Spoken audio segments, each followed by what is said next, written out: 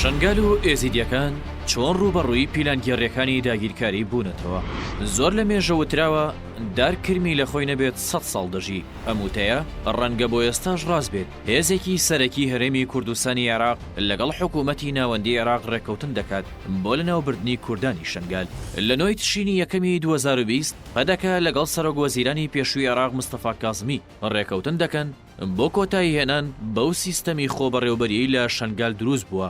ڕێکەوتنەکە ناوی لێنرا بوو ڕێخستنەوەی بابەتە ئەمنی و ئیداریەکانی شارۆچکەی شنگال. هەردوو لە وەک نێچیرێک شنگال و ئێزیدیەکانیان لە بەردەم داعشدا بە فرەدراوی دایاننا. چما زاخۆ چما چما شنگالە ناپاری تەماشەوانی نێجاکە گۆند بینن ئەم لە ڕابیعانە پێشمەرگین پێدەکێ ئەو ژی درەڤن ji ber vê yekê jî ji ber ku ev gel jî bê parastin dimênên hakê. ڕێکەوتنەکە لە هەمان بەرواردا هات کە پیلانگیێڕێکی نێودەوڵەتی لە جێ ڕێبەرەوە جالان لە نۆی تشرینی یەکەم لە ساڵی 1998 بەڕێوە چوو کە بەردەوام بوو تاکو لە 15 شوباتدا دەستگیر کرا. هەروەها هاوکات بوو لەگەڵ نۆی تشرینی یەکەم کە دەوڵەتی داگیرکەری تورک لە پیلانگیێڕێکدا سەرەکانی داگیر کرد. ئەمەش ئاماژەیەک بوو بۆ ئەوەی کە پیلانگیێڕان هەوڵی دووبارەکردنەوەی هەمان پیلانگیێڕی دەدەن لە دژی ئێزیدیەکان. گەلی شنگال دەخرێتە بەر نەشتەری هێزەکانی تر لە بەرواری ڕێکەوتنەکەوە تاکو ئێستا.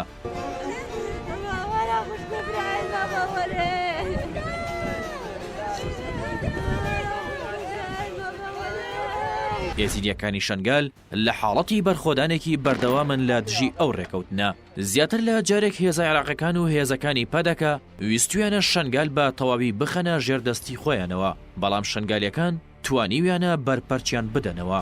ڕۆڵی دەوڵەتی داگیرکەری تورک لەم ڕێکەوتنەی پەدەکەوە عێراق زۆر بەرچاو بوو بە تایبەت لە ڕێگەی ئاسمانیەوە سەرگردەکانی شنگالی کردۆتە ئامانج. ئەم هێرشانەی دەوڵەتی تورک بە هاوکاریسی خوڕی پەدەکە کرا سەرباری ئەوەی هەردوو لە ڕێکەوتنیان کردبوو لەسەر ڕێخستنی ئیدارەی شنگال، بەڵام نەگەیشتبوونە هیچ دەرەنجامێک لەسەر دیاریکردنی ئەو لیستەی پێشەش کرا بوو بۆ بەڕێوەبردنی شنگال. لە 1 نیسانی 2021 سوپای عێراق هەڕەشەی چوونە ناو شنگالی کرد. هەروەها وتیان ئەمە دوا بەروارە بۆ ئاسایشی ئێزیدخان خۆیان بەدەستەوە بدەن، بەڵام خەڵکی شنگال بوونە پەرژینێک لە بەردەم سوپای عێراقدا کە نەیانتوانی ئەو هێرشە ئەنجام بدەن. سەرباری ئەوەی هەردوو لا نەیانتوانی ڕێکەوتنەکە جێبەجێ بکەن، دەستیان کرد بە دروستخستنە ناوخۆی کۆمەڵگای ئێزیدیەکان، بە تایبەت لە کاروباری دینی ئێزیدیەکان. سەرەتایەم سیاسەتە لە ڕێگای حازم تەحسین بەگەوە بوو کە کرا بە ئەمیر لە بری باوکی. لە دوی تشرین یەکەمی 2021 پەدەکە لە ڕێگای مەزاری شەرەفەدین کە دووەم مەزاری پیرۆزی ئێزیدیەکانە ویستی بچێتە ناو شنگال، بەڵام خەڵکی شنگال لە شوێنی چوونە ناوەی شارۆچکەکەدا کۆبوونەوە، بە تایبەت لە ناحی سنوونێ چەندین بربەستیاندانە بۆ ڕێگریکردن لە هێزەکانی پەدەکە. لە کاتی ڕێکەوتنەکەوە تاوەکوی ئێستا چەندین جار لەلایەن تورکیا و عێراق و پەدەکەوە هێرشی سەربازی کراوەتە سەر شنگال بۆ ئەوەی کۆتایی بەو خۆبەڕێوەبەریە بهێنن کە شنگالیەکان بۆ خۆیان دروست کردووە و بەڵام هەموو جارەکان هێرشەکان شکستیان هێناوە. لاشتی کانونی دووەمدا شاندێکی باڵا کە لە تەواوی پێکاتەکانی شنگال پێکاتبوون سەردانی بەغدای پایتەختی عێراقیان کردو لەگەڵ سەرۆک کۆمار و سەرۆکی ئەنجومەی نوێنەرانی عێراق کۆبوونەوە و داوای هەڵوەشاندنەوەی ئەو ڕێکەوتنەوە و گەڕانەوەی ئاوارەکانی شنگالیان بۆ زێدی خۆیان کرد. ئەمەش بۆ هۆی ئەوەی حکوومەتی تورکیا بکەوێتە خۆی و ئەردۆگان پەیوەندێکی تەلەفۆنی لەگەڵ محەممەد شەیع سۆدانی سەرۆک وەزیرانی عێراق ئەنجامدا.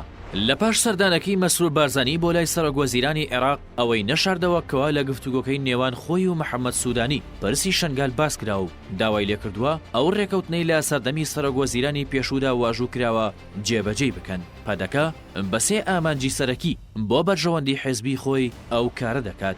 یەکەم لە پێناوی بەهێزکردنی پێگەی خۆی لەو ناوچەیەدا، دووەم کارکردن بۆ دەوڵەتی تورک و ڕاکێشانی بۆ ناو خاکی عێراق، سێمیش سازشکردن بۆ حکوومەتی ناوەند لەسەر چەند دۆسیەیەکی هەرێم تەنیا لە پێناو ئەوەی پەدەکە بگەڕێتەوە شنگال.